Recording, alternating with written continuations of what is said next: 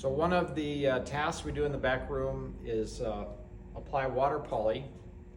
So we do oil poly, we do beeswax finish, and we also do water poly in addition to stain. So I'm going to show you how we do water poly. This happens to be an adjustable shelf for a buffet. There's three different things that we put water poly on. One, the adjustable shelf. Two, a fixed shelf. For instance, a buffet or some kind of cabinet.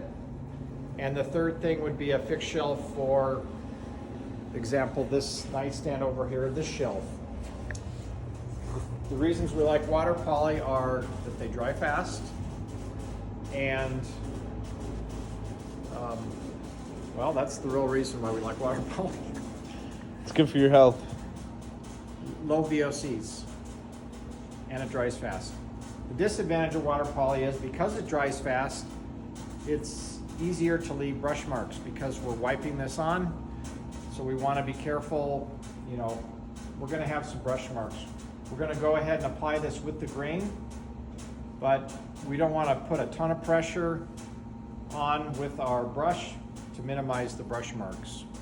So here's my water poly right here. I've got an adjustable shelf. This has already had a coat on it. So we did a light sanding already between coats with the 220 grit sanding pad. Now I'm ready for a second coat. So we preserved this foam brush from earlier in the day. I'm first going to stir up my water poly.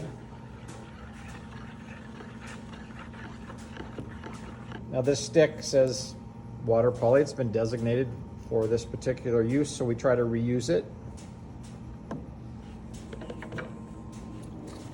And pretty straightforward. We're just going to put a little on the foam brush and start putting it on.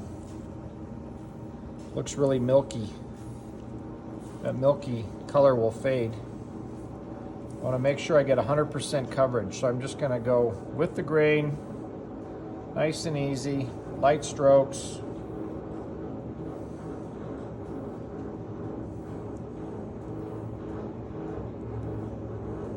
That milkiness will fade away. I don't want to overbrush it if I can help it. So I'm going to go around and do the edges very lightly and wipe up all the drips. You can see the drips. Very lightly, I'm going to wipe up the drips. Use my little Lazy Susan to go around the perimeter of the shelf. I'm just, you know, barely touching it just to wipe it up. So we basically practice the same method for the fixed shelves for the nightstand and for the other cabinets as well.